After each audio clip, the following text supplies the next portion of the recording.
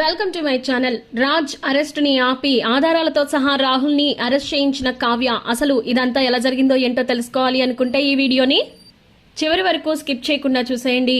ఇక వీడియోలోకి వెళితే గనక రాజ్ అలాగే కావ్య ఇద్దరు మాట్లాడుకుంటూ ఉంటారు. ఎందుకు కళావతి నీకు ఇవన్నీ?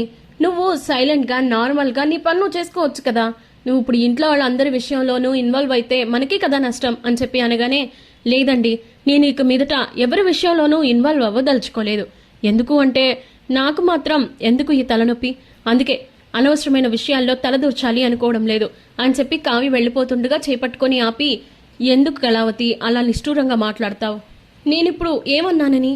నువ్వు అన్న మాటలకి ఖచ్చితంగా ఇంట్లో వాళ్ళు బాధపడితే ఆ సమస్య మనకే కదా అని అనేసరికి, చూడండి పొద్దున్న మీరు అంత పెద్ద క్లాస్ తీసుకున్న తర్వాత నేను ఇంకేం మాట్లాడాలనుకోవట్లేదు. ఇంకొక విషయం కూడా చెప్పాలి మీకు. ఈ రోజు నాకు కళ్యాణ్ కనిపించాడు, ఆటో డ్రైవ్ చేసుకుంటున్నాడు. ఇక తను జీవితంలో ఖచ్చితంగా పైకొస్తాడని బలంగా నమ్ముతున్నాను నేను. అందుకే ఈ విషయం మీకంటూ ఎందుకు చెప్తున్నానంటే, కళ్యాణ్ అంటే ఒక రెస్పెక్ట్ లేని వాళ్ళకి, లేదంటే కళ్యాణ్ అంటే ఒక నమ్మకం లేని వాళ్ళకి తనంటే ఏంటో త్వరలోనే నిరూపించుకుంటాడు అని మీకు చెప్తున్నాను అని చెప్పి వెళ్ళిపోద్ది. వెళ్ళిపోయిన తర్వాత ఇంకా రాజైతే ఆలోచిస్తూ ఉంటాడు, ఏదేమైనా కూడా అసలు తనని కొంచెం బాధ పెట్టినట్టున్నాను, ఏదేమైనా తనని అలా అనుకుని ఉండకూడదు అని చెప్పి ఇంకా రాజైతే తనలో తానే ఆలోచించుకుంటూ ఉంటాడు. ఆలోచించుకుంటూ ఉండేసరికి ఇంకా ఈలోపు నెక్స్ట్ డే ఈవినింగ్ అయింది, మార్నింగ్ అయిన తర్వాత ఇంకా అందరూ కూడా హాల్లోకి వస్తారు. హాల్లోకి వచ్చిన తర్వాత ఇంకా ఎవరి పనులు చేసుకుంటూ ఉండగా ఇంకా పోలీసులు వస్తారు.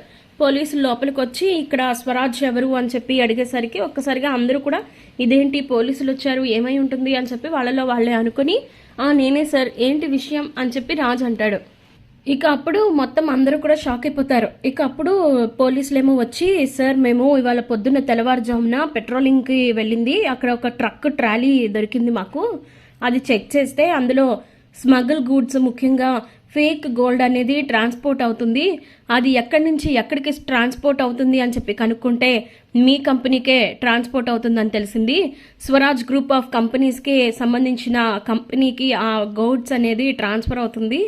అందుకే మేము మిమ్మల్ని, అంటే మీరు దాని ప్రకారం చూసుకుంటే Swaraj group of company chairman ఇంకా ఎండి మీరు రాజ్ గారు కదా, సో మిమ్మల్ని మేము అరెస్ట్ చేయాల్సి వస్తుంది, ఎందుకంటే మీరు ఫేక్ గోల్డ్ని ట్రాన్స్పోర్ట్ చేస్తున్నారు అని చెప్పి అనేసరికి ఒక్కసారిగా ఇంకా అందరూ షాక్ అయిపోతారు.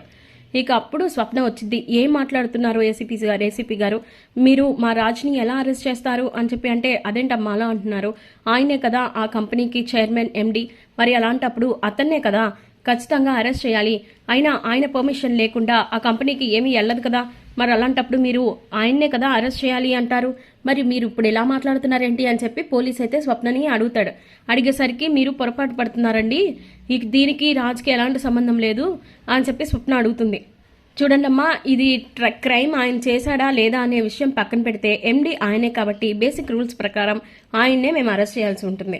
ఆ తర్వాత ఈ నేరం ఎవరు చేశారు ఏంటి అనే విషయం కనుక్కొని ఆ తర్వాత మేము తగిన చర్యలు తీసుకుంటాం, అంతే తప్ప ఈ లోపు అయితే మేము ఏమీ చేయలేము, తను అరెస్ట్ అవ్వాల్సిందే అని చెప్పి అంటూ ఉండేసరికి ఇంకా అప్పుడు అపర్ణ వచ్చి అలా జరగడానికి వీల్లేదు, అసలు దీని వెనక ఇంకెవరో ఉన్నారు కుట్ర అది అని అంటే, అప్పుడు స్వప్న అంటది, ఇంకా ఎవరో ఏంటి అత్తయ్య గారు ఏంటంటే, నేను నిన్న చెప్పినట్టు రాహులే ఇదంతా చేశాడు, నేను ఆ ఫైల్ చూశాను, ఆ ఫైల్ చూసి చెప్తున్నా కూడా మీరు ఎవ్వరు వినలేదు, తనేదో ఉత్తముడు అని చెప్పి రాజ్ కూడా కొట్టిపడేశాడు, సరే కుటుంబంలో ఏవో గొడవలు వస్తాయి కదా అని చెప్పేసి మీరు అలా అనుకుని ఉండుండొచ్చు, కానీ అర్హత అనేది ఉన్న వాళ్ళకి మాత్రమే కొన్ని ఇదవ్వాలి, మీకు ఈ విషయం ఎందుకు అర్థం కాలేదో నాకు ఆ రోజు అర్థం కాలేదు, కానీ ఇప్పుడు మాత్రం పనిష్మెంట్ పడుతుంది మన రాజ్కే కదా అని చెప్పి బాధపడేసరికి ఇప్పుడు ఇంకా కావ్య వస్తుంది. కావ్య వచ్చి, ఒక్క నిమిషం ఇన్స్పెక్టర్ గారు, మీరు ఎవరిని కూడా అరెస్ట్ చేసి తీసుకెళ్ళడానికి అవసరం లేదు, ఖచ్చితంగా దీని వెనక ఎవరున్నారో ఏంటో నాకు బాగా తెలుసు,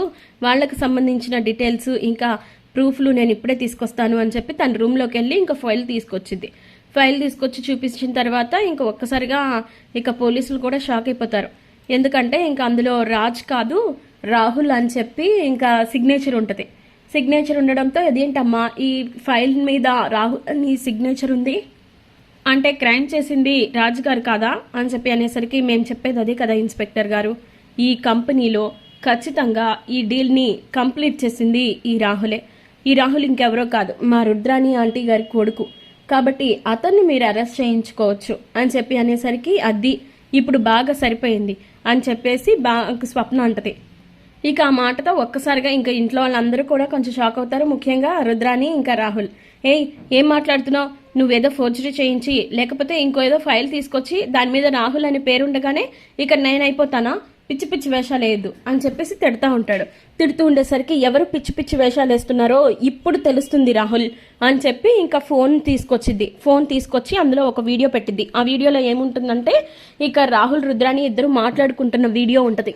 ఇక ఎలా అయినా సరే ట్రాప్ చేయాలి, ముఖ్యంగా అప్పుడే కానీ వీళ్ళ తిక్క కుదరదు అని చెప్పి మాట్లాడుకున్న మాటలు ఉంటాయి కదా, అవన్నీ కూడా వీడియో రికార్డ్ చేసేసరికి ఇంకా అదంతా చూపించేసరికి ఒక్కసారిగా ఇంట్లో వాళ్ళతో పాటు ఇక రాహుల్ రుద్రానీలు కూడా షాక్ అయిపోతారు. ఈ వీడియో ఇది ఎప్పుడు తీసింది, మరి తీసినప్పుడు ఖచ్చితంగా ఈ విషయం మొన్నే ఎందుకు చెప్పలేదు అని చెప్పేసి వాళ్ళలో వాళ్ళే అనుకుంటూ ఉంటారు. ఏంటంటే ఈ వీడియో ఎప్పుడూ తీసింది కదా, ఇప్పుడెలా నేను ఈ విషయాన్ని బయట పెట్టాను అనుకుంటున్నారా? ఈ వీడియో నా చేతికి ఈ రోజే వచ్చింది. ఈ వీడియో తీసింది ఇంకెవరో కాదు, స్వప్నకే. మీ గురించి అన్నీ తెలిసి కూడా అది అందుకే ఒక బగ్ని పెట్టింది మీ రూమ్లో. అందుకే మీరు ఎప్పుడు ఏ టైంలో ఏం చేసి వస్తారో తెలియదు కదా, అందుకే ఈ వీడియోని రికార్డ్ చేపించింది. అంతేకాదు ఈ వీడియో మాకు ఈ రోజే చేతికి రావడం వల్ల నిన్న మీరు ఇంట్లో వాళ్ళ దృష్టిలో బ్రతికిపోయారు. అయినా ఇలా వెంటనే ఇలా వస్తుందని అస్సలు అనుకోలేదు. ఇలా పోలీసులు రావడం, అసలు నేరస్తుల్ని ఇలా సాక్ష్యాలతో సహా పట్టించడం అంటే ఆ కిక్కే వేరు కదా ఆంటీ. ఏమంటారు రుద్రాణి గారు అని చెప్పేసి అంటది కావ్య. ఇక ఆ మాటకి రాహుల్ రుద్రాని ఇద్దరు కూడా షాక్ అయిపోతారు. ఇక అప్పుడు స్వప్న అంటూ ఉంటది, ఇప్పటికైనా వీళ్ళని నమ్మడం మానే రాజ్, లేకపోతే అది ఎప్పటికైనా మన ఇంటి మీదకే లేదా నీ మీదకే నీ నెత్తి మీదకే పడుతుంది. ఈ విషయం నీకు ఎప్పుడు అర్థమవుతుందో నాకు తెలియదు కానీ ఖచ్చితంగా ఈ విషయంలో మాత్రం నువ్వు రాహుల్ని ఖచ్చితంగా మిస్అండర్స్టాండ్ చేసుకుంటున్నావు. తను చాలా పెద్ద క్రిమినల్. ఆ పెద్ద క్రిమినల్ని మనం అడ్డుకోకపోతే మన జీవితాలకు కూడా ఎఫెక్ట్ పడతాయి. నాకంటే తప్పదు, కానీ మీరు మాత్రం ఇలా ఉండొద్దు. ఖచ్చితంగా మీరు అనుకున్నది సాధించడానికి ఈ విషయంలో ఎటువంటి వెనకడుగు వేయకూడదు, అది గుర్తుపెట్టుకో అని చెప్పేసి అంటది. అనేసరికి సరే అయితే అని ఇంక ఏం మాట్లాడు రాహుల్ని ఇంకా పోలీసులు అరెస్ట్ చేస్తారు. అరెస్ట్ చేసేసరికి రుద్రాని ఏమో బాగా ఇదైపోతూ, నాన్న ప్లీజ్ నాన్న, నా కొడుకుని ఇలా అరెస్ట్ కానివ్వకుండా ఆపండి నాన్న, అమ్మ నువ్వన్నా చెప్పమ్మా అని చెప్పి అంటూ ఉంటే, నువ్వు నీ కొడుకు తప్పు చేశాడు, కాదు నువ్వే తప్పు చేయించావు, ఇదే నీకు పెద్ద శిక్ష. నీ కొడుకు నీ కళ్ళ ముందే అరెస్ట్ అయ్యి ఇలా జైలుకి వెళ్తుంటే ఆ నొప్పి నీకు ఎలా ఉంటుందో తెలుస్తుందిలే అని చెప్పేసి ఇంకా అలా అంటూ ఉంటారు. ఇక ఆ మాటలకి రుద్రాని చాలా ఇరిటేట్ అయిపోతూ ఉంటుంది. ఇక స్వప్న వచ్చి, నీ కొడుక్కి నీకు భలే శిక్ష పడిందత్త, నిజంగా నాకైతే చాలా సంతోషంగా ఉంది అని చెప్పి స్వప్న కూడా చెప్పేసి వెళ్ళిపోద్ది. మిమ్మల్ని అంత తేలిగ్గా ఎలా వదిలిపెట్టేస్తాను అనుకుంటున్నారు? అస్సలు వదిలిపెట్టను. నా కొడుకుని అరెస్ట్ చేపిస్తావా కావ్య? నిన్ను మాత్రం అస్సలు వదిలిపెట్టను అని చెప్పేసి అంటూ ఉంటే ఇంకప్పుడే కావ్య వచ్చి, నువ్వు నన్ను ఏం చేయలేరు రుద్రాణి గారు, మీరు చేసిన పాపాలే మీ మెడకు చుట్టుకుంటున్నాయి, ఆ విషయం గుర్తుపెట్టుకోండి అని ఊహించని ట్విస్ట్ ఇస్తుంది కావ్య అయితే. దాంతో ఇంకా రుద్రాని షాక్ అయ్యింది. ఇక రాబోయే కథలో ఖచ్చితంగా ఇలా అయితే జరిగిపోతుంది. ఇలాగ జరగాలి అనుకుంటే మా వీడియోని లైక్ చేయండి. మరి ఇలాంటి ఇంట్రెస్టింగ్ అప్డేట్స్ కోసం subscribe to our channel. Thank you.